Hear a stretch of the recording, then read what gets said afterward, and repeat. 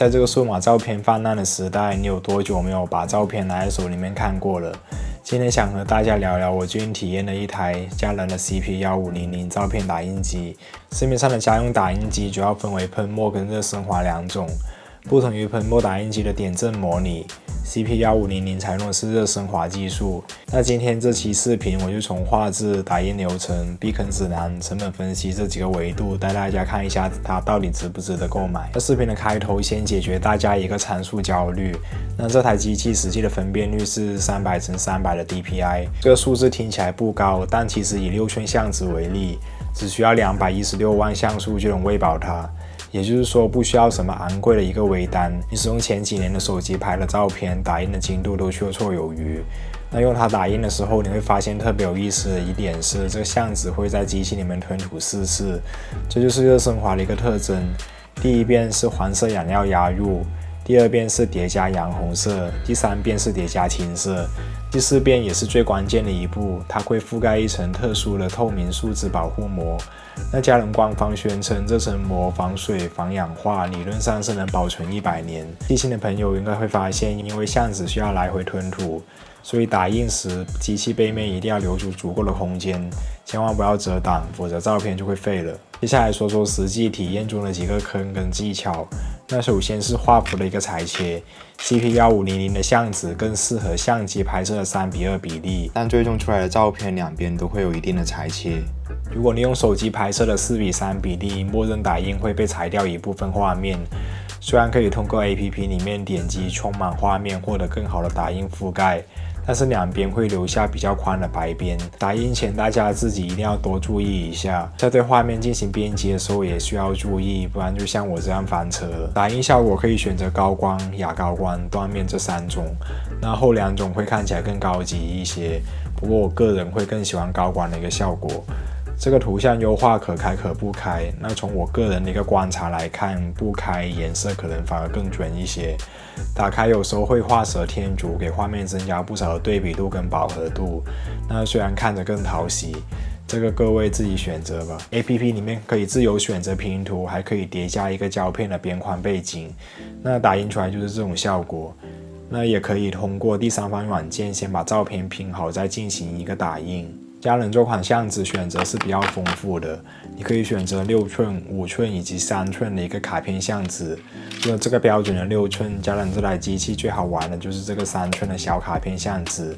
一盒有36张，打印的过程也是一样过4遍，饲料定位条就是一张完美的小卡片。那如果你喜欢拍立得的一个感觉，那我强烈建议你试试这个。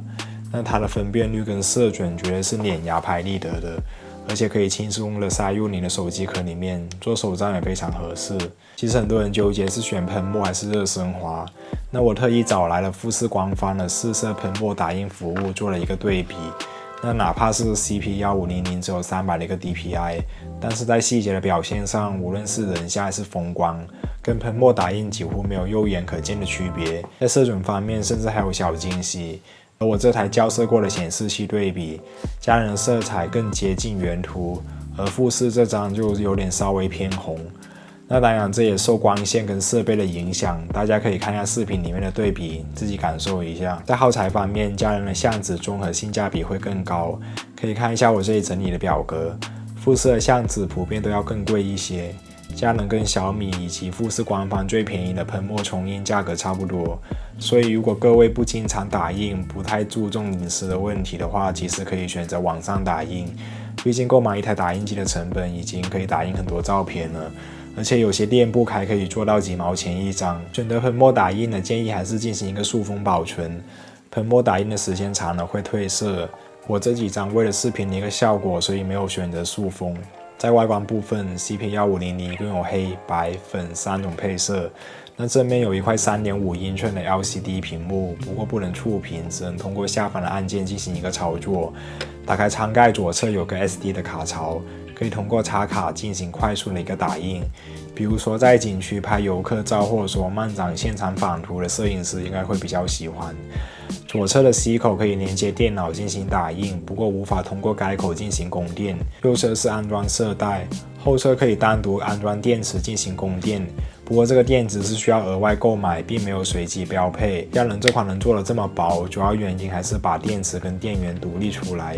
实际使用起码得接一个电源适配器。要背出门就要把这几件东西都带齐才能使用，不算太方便。总结下来，佳能的 CP1500给我的感觉，它不仅仅是一台机器，而更像是一个记忆实体化的工具。那在这个快节奏的时代，我们的照片太多都沉睡在硬盘跟云端里面，但我始终觉得能够握在手里的才叫回忆。虽然市面上也有小米跟富士这种优秀的竞品，但是 CP1500凭借丰富的相纸玩法以及更有诚意的耗材价格，